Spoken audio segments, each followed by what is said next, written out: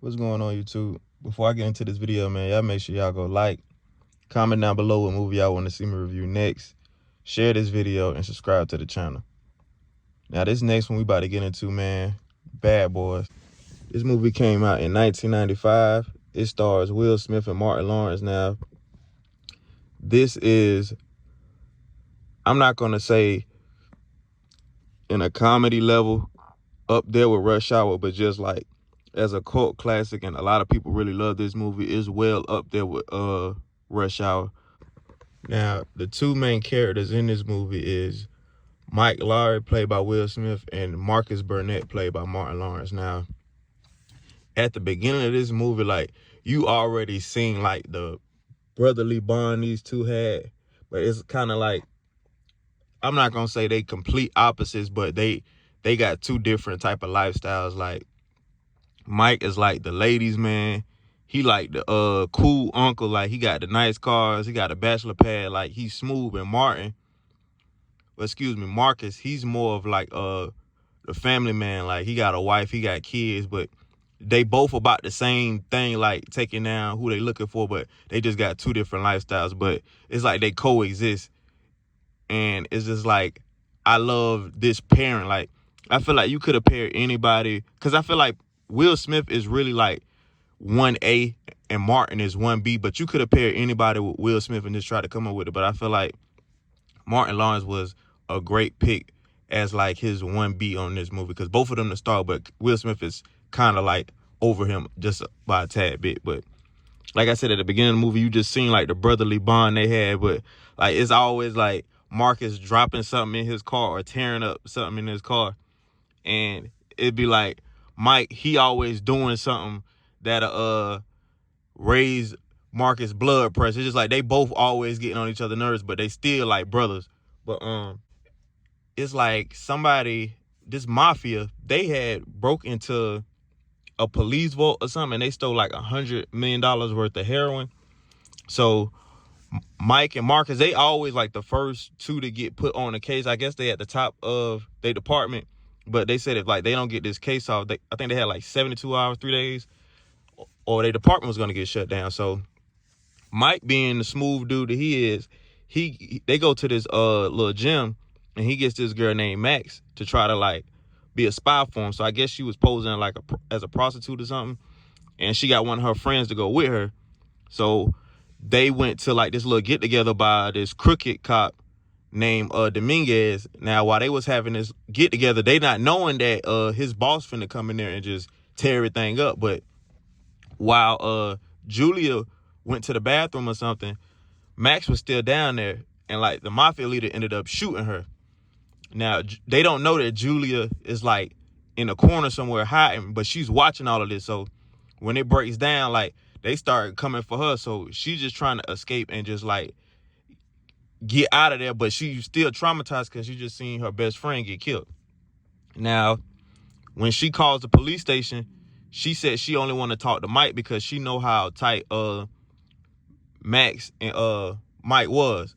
So she was like, she just only person she want to deal with is Mike, which I understand. But even though they're the police, they can still help you. But she just said she would feel more comfortable with Mike, and she said she didn't want protective custody. She just wanted to be with Mike. But like, not knowing that whoever you with, protective custody is protective custody. But she said she wanted to talk to Mike Lowrey, and that's a very legendary line on this movie. But when she calls the police station, Marcus is the one that's closer. Now, Captain Howard, he tells Marcus to impersonate himself like he's Mike Lowrey. And like I said, these two are complete polar opposites. Like, they resemble each other, but they just like two different type of people. And now Marcus has to put on this front like he's Mike just to keep this case going, because she said if she ain't dealing with Mike, y'all can just figure it out yourself. But she's like their only eyewitness to what happened. So when Marcus actually has to go through with all this, he's starting to realize, like, how is this gonna work? Like, I have to really pretend that I'm Mike and I'm nothing like this dude. So when he goes to Mike's apartment, he's tripping over stuff.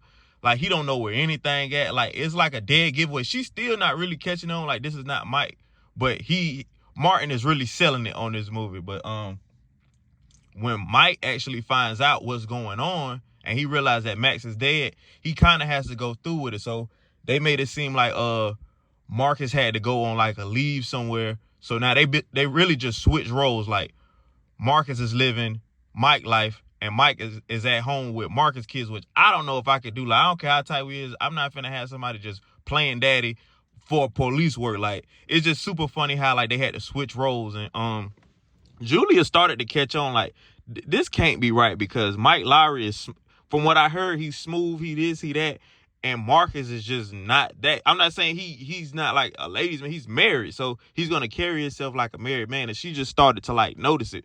And then when she went, she thought they was gay too. Like, you walking around this house and you see all these pictures of Mike Lowrey.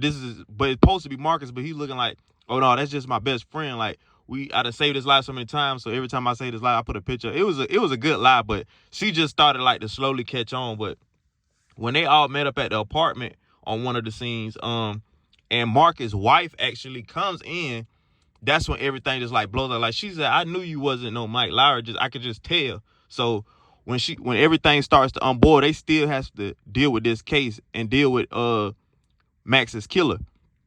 So they still going on all these hunts trying to catch him. And like, Julia almost actually killed one of the guys that had something to do with it at this club. It's called Club Hell they had to go to. She tried to kill him in there, but Marcus stopped her.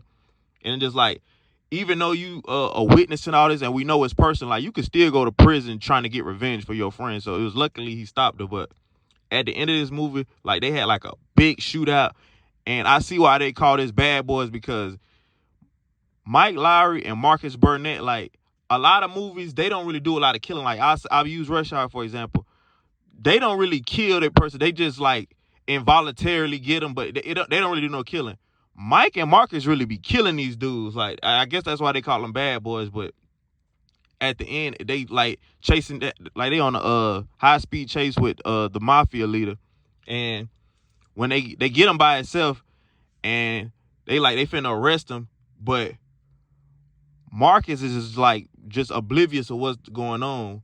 But while he's talking to the dude, he was actually finna get killed, but Mike saved his life. So that's why I said, no matter what they say about each other, these two always saving each other's lives. But they do a lot of harm to each other, but they always have each other back. And I see why people love this movie so much. And I'm going to try to do all three of the Bad Boys, because I heard they got a fourth one coming out. So I just thought I'd get all of these out the way. But at the end of this movie, like, they done caught the guy, they done killed him or whatever. And Marcus just like, man, this man was in my house playing daddy this whole time. I want some quality time with my wife. And he ended up like handcuffing Mike and Julie together, and he just walked off. But that was the end of the movie. But this was a great movie. It was very funny. I'm not going to say it was funnier than Rush Hour. Like I said, I feel like Rush Hour had more comedy and this had more action. But this is a true classic. And Will Smith and Martin Lawrence, like, that's one of the greatest combos you could ever put together. But Bad Boys starring Will Smith and Martin Lawrence. Y'all make sure y'all go like, comment, share this video, and subscribe to the channel. And I appreciate everybody that's been subscribing and rocking with my channel. I really do. I'm gone.